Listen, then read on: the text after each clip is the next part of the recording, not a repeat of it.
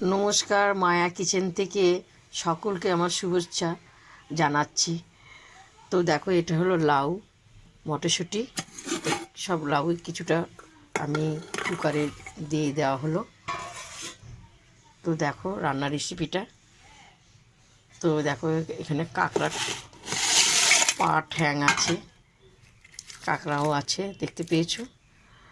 তো স্বাদ মতন নুন আর হলুদ এই কাঁকড়ার উপরে দিয়ে দেওয়া হলো।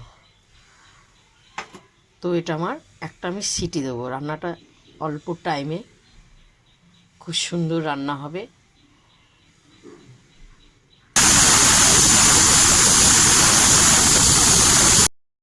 তো কাঁকড়া লাউ ভাপিয়ে নেওয়া হলো, দেখতে পেয়েছো,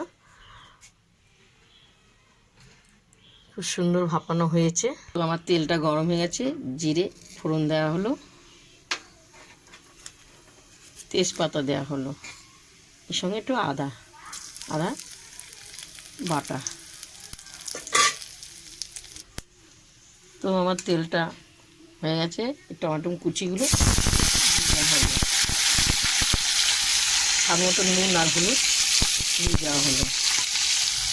কারণ ওটা সিদ্ধ করার সময় নুন হলুদ দিয়েছি, জলটা ঝরানো হয়ে গেছে, পরিমাণে একটু নুন হলুদ দেওয়া হলো।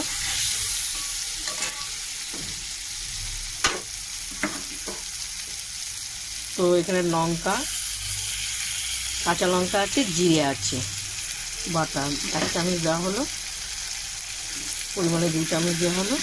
একটু ঝাল ঝাল করতে হবে, আর 1/2 চামচ দেওয়া হবে, দিয়ে ভালো করে আমি কষাবো। পরিমাণে চিনি দেওয়া হলো সুস্বাদের জন্য, এগুলো লাল লাল করে ভাজা হবে। তো দেখো আমি কাঁকড়া লাউ তেলের উপরে ঢেলে দেওয়া হলো।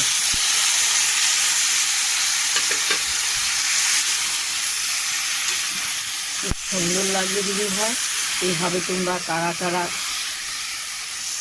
রান্না করে খাও অবশ্যই আমাকে লিখে পাঠাবে, আর যারা খাও না তারাও এইভাবে খাবে।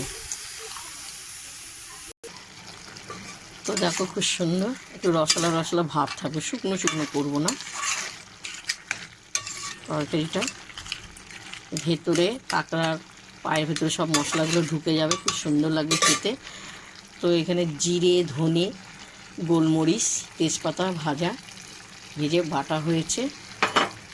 তো এটার সঙ্গে নেড়ে চেড়ে দেওয়া হবে, খুব সুন্দর খেতে লাগবে। তো ধনে পাতা উপরে ছিটিয়ে দেওয়া হলো, দিয়ে নেড়ে চেড়ে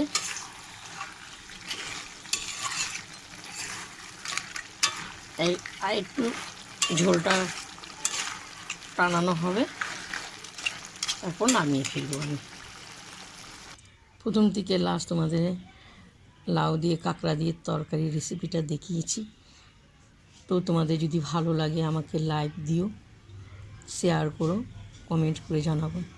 ভালো যদি লাগে দিদিকে অবশ্যই লাইকটা দিয়ে দিও। আর এইভাবে তোমরা রান্না করবে, তো অল্প টাইমে অল্প গ্যাস পড়ে আর অল্প টাইমেও রান্নাটা তৈরি হয়ে যায়। দেখো খুব সুন্দর দেখতে পেয়েছো। চলো এখন আমি খাবো কাঁকড়া দিয়ে লাউ দিয়ে গরম গরম ভাত।